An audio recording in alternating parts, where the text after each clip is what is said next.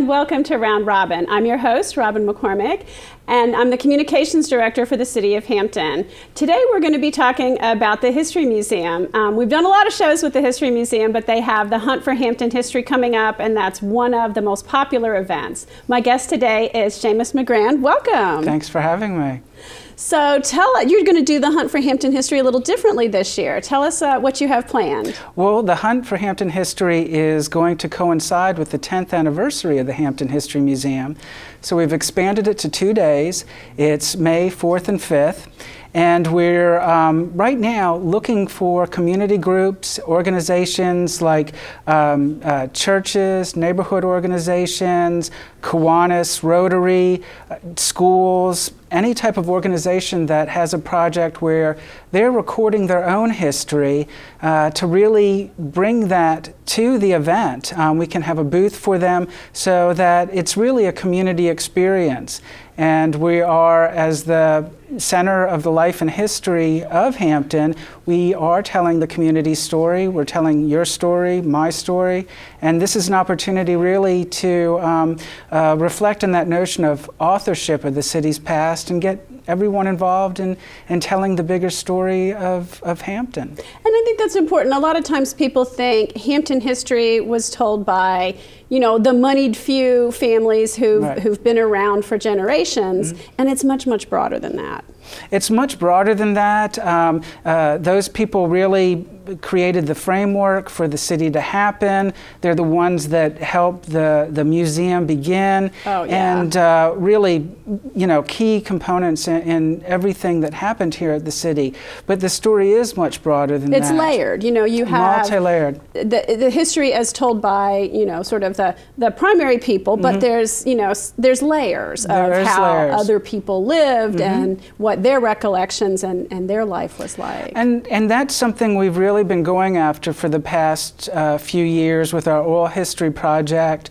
We've recently started the Our Stories Ourselves program, where we have a topic and invite the community in to tell their stories, whether it be about Jim Crow, the beginning of businesses here, really any number of stories. And there's going to be more that are coming up throughout the year. And we really want the public to take note of those and really to come in and not just share their stories, because we're recording those and videotaping those for future use and for future use online and in exhibitions.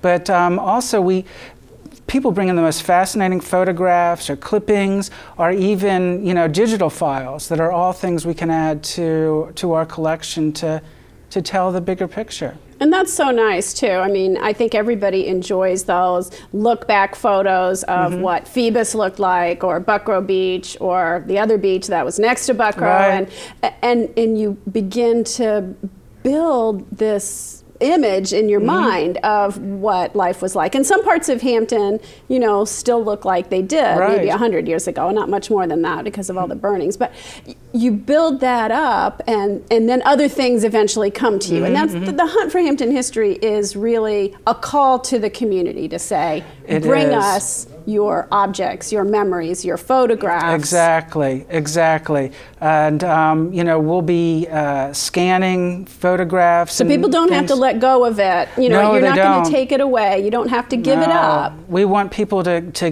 you know, keep and retain their you know, special treasures. But what we can do is help you understand how better to preserve them. You know, just the paper that you keep these marvelous photographs in, you know, we can tell you what's best to keep them in, so then your future generations have the original actual thing. But what the public can access is eventually online to see that photograph and how that photograph ties into a bigger story, or might tie into several different stories that we're telling. And so that's, you know, we are going to be having a new website later on this year, and also with our Facebook page right now, people are are sharing these files and these stories and really reaching out. And so if people can't come to the Hunt for Hampton History and they have a story to tell, we're training volunteers right now to be able to go out into the community, to go to retirement communities, to go to people who live in their homes or with relatives that just can't get out.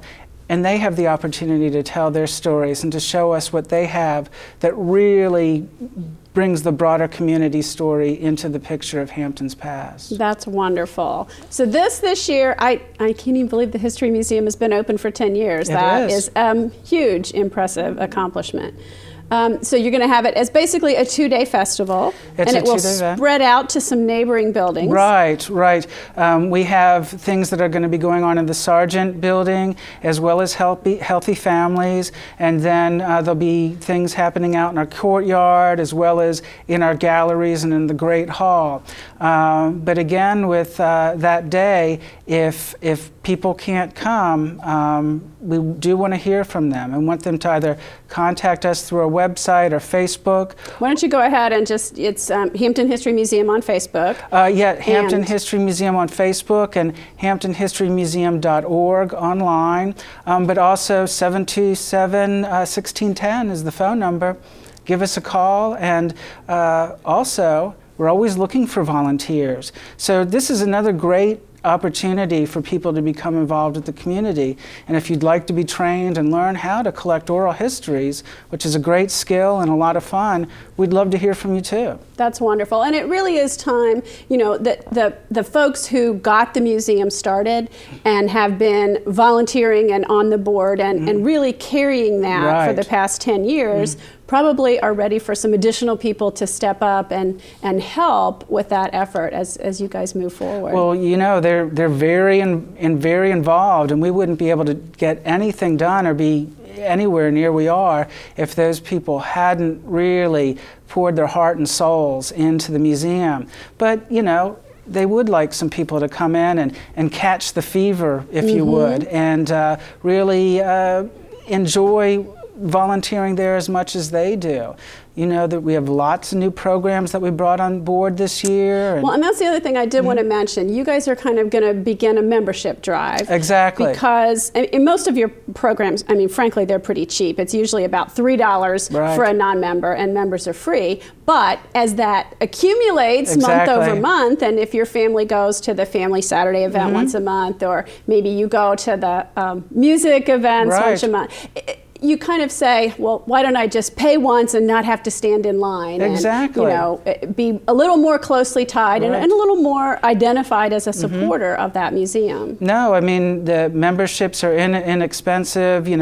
Individuals are $20, but we also have discounts for students, military, AAA, for seniors, family membership at $50. You can bring in your entire family for all of these events. It's really great value, but it also supports us, and it gives you that sense of investment in not just the city's past, but the city's future. And there are more events that are going to be coming online. We're having lots of special events that are gearing up for the summer, and this way you won't miss a thing. That's great. That's great. You guys have been doing so much, and I hope people will go to that building, and if they haven't been lately, you have the changing exhibit a lot of times. But even the permanent collection, to walk through that or to get a tour with Mike Cobb, it helps things come alive. It really does. And tours are something we're going to be doing more with in the summer. We're going to bring on, and in fact, during the Blackbeard Festival, we'll be bringing out some of our new tours. We're going to have walking and bus tours of, African American history. Something you'll be hearing a lot about this year is the contrabands and the contraband stories, the people who escaped slave, who went to Freedom's Fort, Fort Monroe, and after the war. And basically, there were 10,000 of them, so they didn't all fit at Fort Monroe. Right, they were in communities. After the Confederates burned the town, they basically basically, it was a camp. It was largely a contraband camp for a while there. And a lot of those people settled in the North End and really formed communities that to this day shape who we are. Very active. So we'll be having tours that orient people towards that. We'll also be having an exhibition later on this year about contrabands. And then with all of the things that we're doing, the events and the new exhibitions that we're doing, they'll have an afterlife in that not only will there be things available online, but in our Hampton History galleries, we can incorporate the things that we've learned, that we've collected, and the things that we can sort of experiment and try different techniques with how we present that material. And you've been to see the Surviving War exhibition on loan from the Virginia Historical Society, and that really shows off some of the things that we'd really like to do, the interactive audiovisual components and the way that artifacts are presented and supported with some really engaging things that get kids involved in wanting to learn. You know, I think that's a huge piece, is that a lot of times kids think history is dry. It is dates, it is wars, it is memorization of names. And while that is important to students, because some of those things are what's required for the SOL testing, history, you have to light their fire and have them understand that it is not just those things. It is the way people lived and the way people dealt with wars and cataclysmic events and the drive for freedoms and things like that shaped who we are today. Well, that's a major shift in how we're looking at history and presenting it, and all the more reason why we need these stories from people is it is the stories of individuals, and it makes it relevant to anyone who goes in. If they can see in the way we're presenting history, they can relate to it better than it just being, the famous general or someone like that whose story is fascinating and important to but it's not the only story. It's not the only story. If you see yourself in there, it makes it all the more real and relatable. Yeah, I think that's especially important for the people whose stories traditionally has not made the history books, the way women lived and shaped the families and the farms and the businesses and what the African-American contribution. So enriching the story, and people who didn't have land or money, that people who were less wealthy, who were maybe scraping by, to add all those things in makes for a much richer tale. Right, the person who started the endeavor, that's very important, but the people that endeavor was able to hire, the stories of workers and their families and the neighborhoods that grew up and how they grew and how their community was developed, those are something that we can all grab onto.